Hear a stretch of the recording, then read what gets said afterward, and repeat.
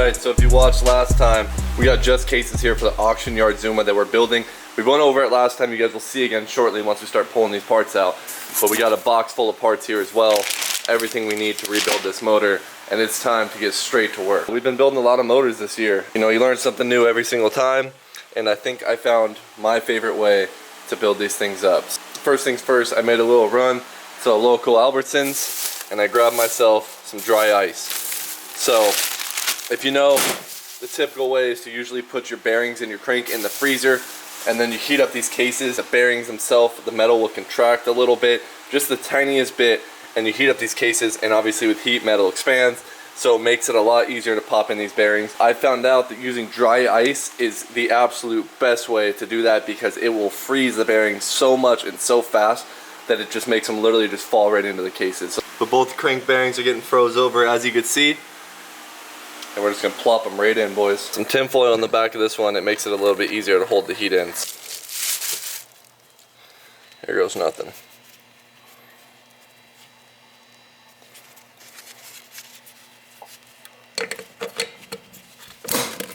See, just by my hand that time. Give her a little bit of love pass, make sure she's all the way in there. Boys, I'm not gonna lie, I got completely ahead of myself here and I totally forgot that we have to case match this cylinder, but luckily all I did was put in the bearings. I just threw the cases together. Right now, no cranking it, just slid them together just so I can kind of get an idea of how much material we have to take away. But yeah, I don't know what I was thinking. I just completely forgot. I got way too excited to throw this thing together. But we got the gasket on here so we can see where the ports are.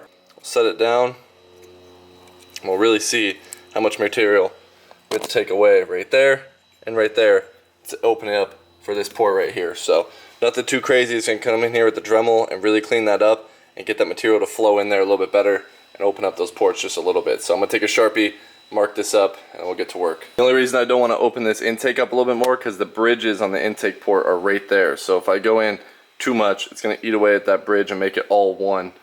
I don't want to do that. So we're just gonna leave the intake port there. But we got this all marked up on how much we have to get away of material. We're looking like, boys. So I'll cover the cases up with some masking tape and really make sure we don't get any metal up in the bearings, but we'll be able to clean this up, no problem. It's very sketchy because if you look where that needs to be dremeled, on the inside is almost bare. So a lot of people that build these, especially Jay, he builds these cylinders all the time. He usually will just use a steel stick or JB weld and fill that inside and then Dremel it away. So we're gonna see what we can do here without going through the case. But worst case scenario, we can always use the steel stick, fill it in, and then Dremel it away. So I'm just gonna go ahead and start cleaning this up, and we'll see what happens, boys. Where that port is, so you'll break through that wall really easily. So like I said, we took it kind of light. We could go a lot more, but then we have to worry about TIG welding the cases, etc., etc. The most important part is we're getting the air through that port, which was completely blocked before. So you can always go a little bit more aggressive with it. It's how far you want to go. We're playing it safe with this one, so we don't have to worry about having holes in the cases and having JB weld, etc., etc. So open that up, brought this port back and just smoothed her out a little bit. Just smoothed out the corner of this port a little bit. Same with this one. We got her nice and flowing into the case now. So time to clean her up. We'll set the cylinder on there and make sure everything lines up pretty good, and we should be good to go, boys. Alright, cases are ready. We got the crank still sitting in some dry ice. We're about to pop that bad boy in right now. So we're gonna just heat up the bearing the tiniest bit right here. You don't want to use too much heat on your bearings. We're just gonna get it the tiniest bit, and then we'll just slide the crank right in. Barely heated up the bearing. Now in theory, this crank should just slide right in. Just like that, boys. Crank's all the way in. Put some Honda Bond on there and we'll do the other side now. Alright, cases are together. Crank spinning very free and happy. Alright, boys, right now I'm about to check the squish. I got the base gasket in there. I got the piston on. Wrist pins in there. We just let the wrist pins soaking in some oil. Threw it all together over here. We're about to check the squish now. So just got the base gasket and one base gasket right now. And the ports are perfectly matched to bottom dead center on this. Pretty happy with how the ports are on this stage 6 cylinder. We still got to pop our seals in and do all that fun stuff, but we're going to check the squish first. We're aiming for probably either a 1 or a 0.8. I only have the one base gasket, so really hoping we end up somewhere in that range. Alright, got a piece of solder just taped across the top, slap the head on.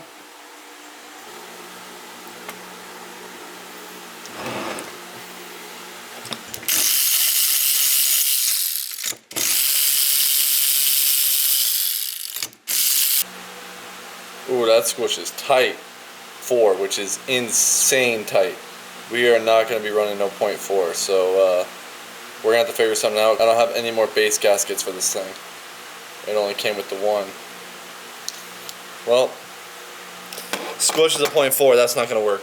Alright, so this is about a week later, maybe a little longer, because I could not get a gasket kit anywhere. So everything was back ordered for the kits I wanted. I went ahead and got a Athena kit for it. I just found exactly how many spacers I needed to make the gap perfectly to a, that's the last time I measured it, it was a 0.9 right here. I'm just rechecking it right now, but it is time to throw this motor together and seal it up, so then I can come in here tomorrow and actually pressure check it. I'm kind of rushing this because this is not just like my build, it's actually for a homie, so I'm trying to get it done for him, so not too much filming on it, but threw the cylinder on, oiled up the cylinder. As you can tell, it's a little dripping in there. Got the piston in there with the rings all set, base gaskets on there, Honda bonded down. So I slapped the thing together last night after I figured out the squish. I threw the cylinder on, piston rings, you know, the whole deal, everything on. Went ahead and threw on our brand new stage 6 intake, and I popped the seals in the engine as well. So everything was sealed up. I let it seal Honda bond overnight last night, and I came here to air leak test it today, and we have a little issue going on. So first off, I don't usually use this intake. I use these ones, the casted elbow, because these ones are known for just having cracks in it. If you look at this, this was a brand new one we got on Josney's bike in the box, and it had a crack down it right here. So they're just more prone to getting air leaks, especially because it's rubber on a 380 degree temp engine. Just the less amount of rubbery plastic you can have around here like this that gets dry, the better. But yeah, I usually run this one. The problem is the stage 6 kit does not come with the small ported intake boot to go on here for a smaller carb like a CP21, which we're running on here. So for now, I'm using this one, especially to air leak test it, because I wanted to make sure, look at all these problems. But yeah, so that's not on there yet. But sure enough, we found a problem with this thing. This is exactly why you air leak test your engines.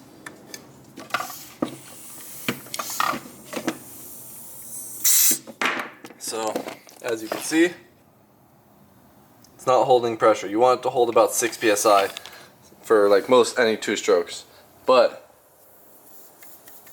you can hear that, but you can definitely see it. Look at those bubbles. Now this is on the casting right here underneath. It's right in the corner. So it's not the rubber intake this time, but that's our air leak. As you can see, it's still dropping pressure. So I'm gonna pull this intake back off. I'm gonna try to see if I can see it through the inside or what's going on here. But we might be able just to run some Honda bond on this and call it a day. It depends on how severe it is, or maybe some JB weld for aluminum. Casting flaw on a brand new stage 6 intake. And now we can hold air pressure, boys. So no more air leak. Looks a little ugly, but it'll hold. And yeah, it's time to throw this engine together now. So it's finally time. Waiting on too many parts for this thing, but it's finally time to slap this thing together. So I got the ignition all out, throw it all together, kind of put all the bits and pieces on it, and then we'll throw it in the bike. Alright, motor's all sat in there, but this thing being the clapper it is, its kickstand wasn't welded on. The guy had it bolted, which bent the frame. It's bent the frame all up, and I think that he had it mounted here before, because I could see this bar that's like scratch going across, like how this this thing is, but it also cracked the whole metal back here. Huge crack in the frame right there. So gonna grind off the paint right there, weld that up, and then we're also gonna be welding on the kickstand right now. So I got my welder pulled out, gonna get that done real quick, and then it's time to button this thing up. We might be able to hear this thing start today, not too sure yet. It's getting a little late, so we'll see. Alright, she now has a kickstand on her. So we put a big old gooper weld right here on the front, holding that tab. We re-welded over the top where it was cracked at, and then underneath, like on this corner, we got a weld there just so the kickstand doesn't pivot. So kickstand's on there now. Now it's time. I'm gonna go in here and just double check and mess with all this wiring, because there's a bunch of random electrical tape pieces. We're gonna make sure all the connections are good. There's a couple broken connections. Just double check the whole harness, and then I'll get back to you. We should be able to kick this thing over. We got all the wiring cleaned up and done in here, everything we needed for the engine. I also realized he had some aftermarket spark coil on here. that was really loose at the tip. That could have been a huge issue on why it was sputtering so bad before too. I found an OEM spark coil that I ran in here as well, so we got that all cleaned up, all the wiring cleaned up now. Ran a new wire since we deleted the starter. This is a huge issue I see people have. They delete the starter and they leave this big starter plug right here unplugged, when in fact you need that ground. You need to run a ground all the way to the engine, which I always put in the starter hole where the starter used to be. That way your engine is grounded to your harness. So a lot of people will delete the starter or build a motor, and then I get DMs saying like, what is wrong with my moped? It's sputtering like crazy and it has no ground, or that ground right there is very important. So you always got to run the ground to your motor from your harness. So yeah, ran that, just need to bolt it in, and then throw all our CVT stuff in and our throttle cable most importantly. So this is the remainder of parts for this thing we have. This thing was basically a full engine build, and that's it. A lot of the other stuff surrounding the engine needs a little love. Like this speedometer is completely broken off. Like all the plastics are destroyed on this thing, but it's going to be like, I guess, the ultimate sleeper. But temp gauge, simple Trail Tech temp gauge, so that just goes around the spark plug, and we just run that wire up to somewhere on the speedo we can see it. We got a Pliny adjustable clutch. We got the throttle cable, which we need because we're going to be running a 21 CP carb. We usually just run the straight jetting that comes in it right out of the box. Bump that needle clip to the top and you're usually good to go. So got some fuel line, very simple top performance CVT kit. A lot of people ask me what is the best like first thing to do to my scooter, first cheap mod. These top performance CVT kits come with a variator, rollers, a belt, and a drive face. So a simple CVT upgrade, and then we have a 1500 contra spring we're going to be using on the stock pulley with the Pliny clutch. That's going to be the CVT setup, and you already know everything else. We just built the motor, but alright, it is time to throw the CVT together.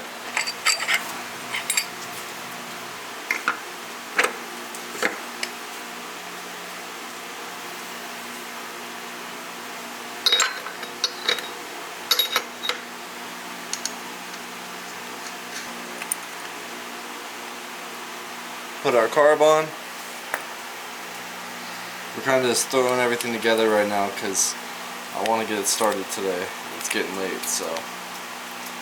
Alright, I went hard on throwing the rest of the ZUMA together today, so you don't really get to see too much of that because I've trying to get this project finished. I had to cut the case because it rubs right here. I don't recommend doing this unless you are willing to take the risk that you could crack your case. Now, I always go past this bolt, so it's where it's all reinforced back here, so it's very less likely for it to crack. Most people will cut it like right here, and that's when you get this weak point. At least this bolt right here and here really reinforces this back part. But yeah, we got everything thrown on there. I don't have the air shrouds on right now, just to let the break-in process happen. So I get the motor about 200 degrees, shut it off, let it cool back down, start it back up, let it hit 200 degrees. Keep these off just to make sure we have no leaks for the time being. But I found out we do have a little exhaust leak, so I'm going to fix that here in a moment. But everything else looks good. So had to spend some time fixing this kickstart today too as well, because he had the issue in there. But we threw on the rest of the plastics, and we got our temp gauge hooked up in here. And this thing is just, it's dialed, dude. I don't like the exhaust that's on it, but it's not too bad. Not too bad.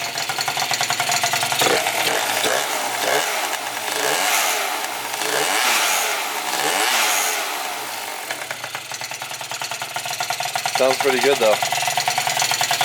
So doing a couple heat cycles on that, and then I'm gonna go take it for a ride, make sure everything tuning wise is good.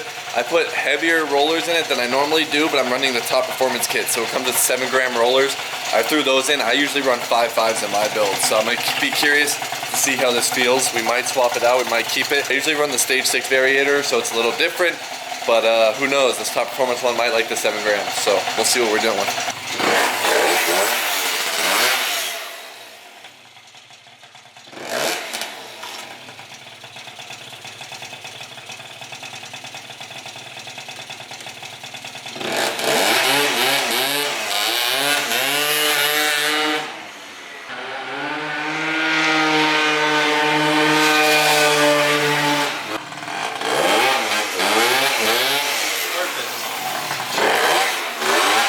Alright, it runs. It's a certified ripper. We got a little bit more tuning to do that we will mess with another day, but today I wanted to get the motor in, get it started and start the break-in process. So there it is, boys, the auction yard $200 ZUMA with a full motor rebuild. This thing still needs a little bit of work. It doesn't have a seat lock. It's kind of got a lot of things just like kind of jankily set on there right now. But motor wise, it's dialed. Now it's time to get the rest of the scooter dialed in to match the engine. Make sure you guys stay tuned because we got a lot of projects right now in the process and a bunch of new things to show you guys very, very soon. That's gonna do it for this one, and I will see you guys in the next one.